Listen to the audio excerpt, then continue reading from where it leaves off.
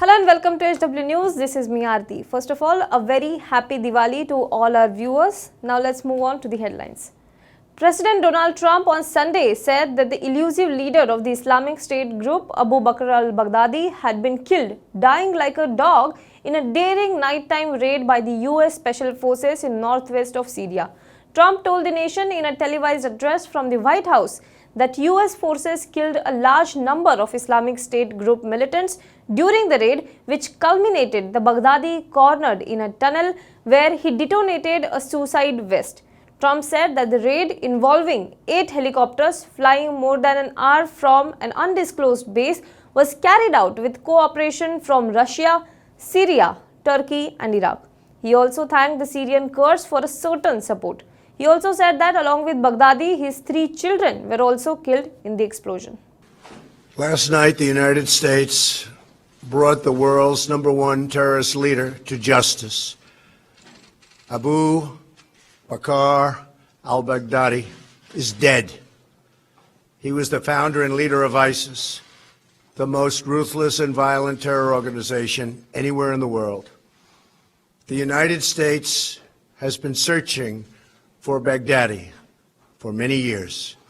Capturing or killing Baghdadi has been the top national security priority of my administration.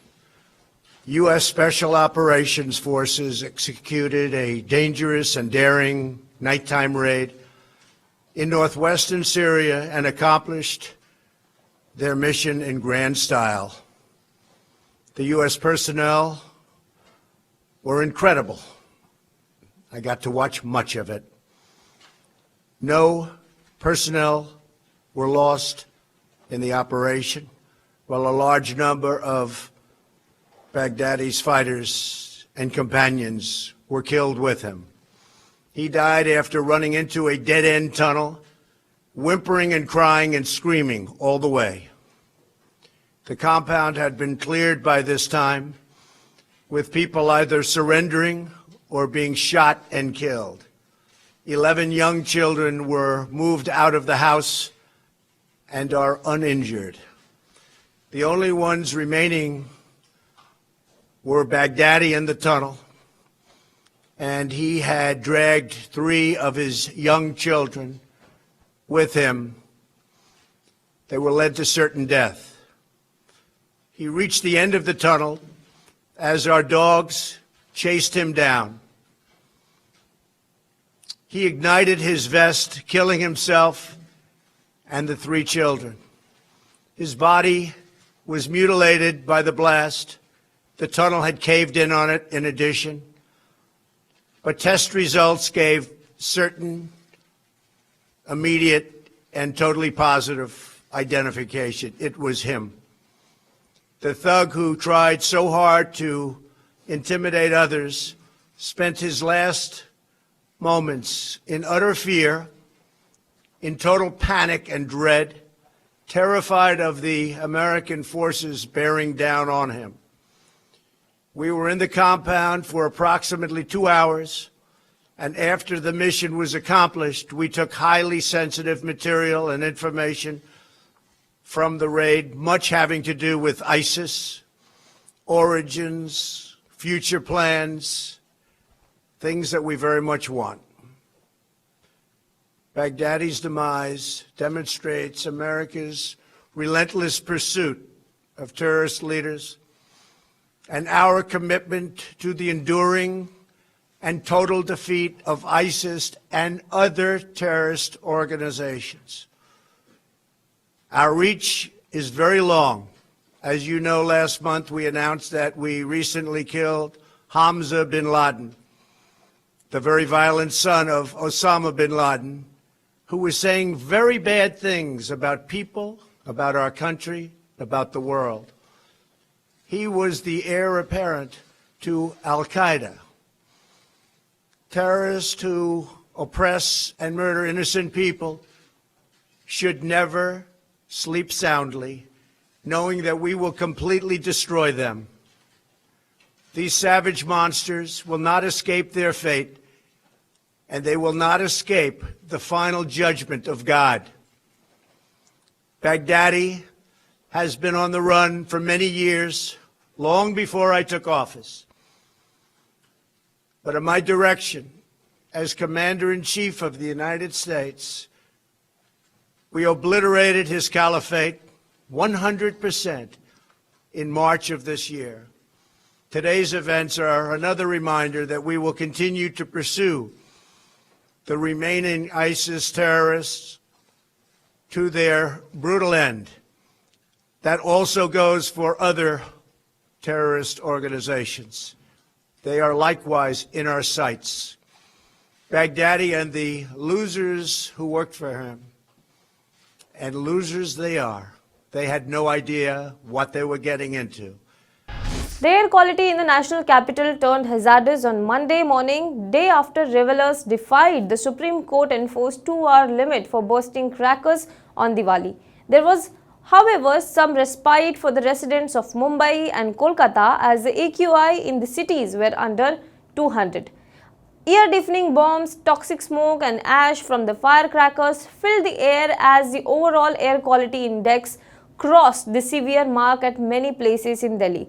People reported violations of the 2-hour window in Malviya Nagar, Lajpat Nagar, Kailash Hills, Burari, Jangpura, Shahdara, Lakshmi Nagar, Mayur Vihar, Sarita Vihar, Harinagar, New Friends Colony, Dwarka, among other places. At 7 a.m. in the morning, Delhi's overall air quality index stood at 506 according to the government's air quality monitor SAFAR.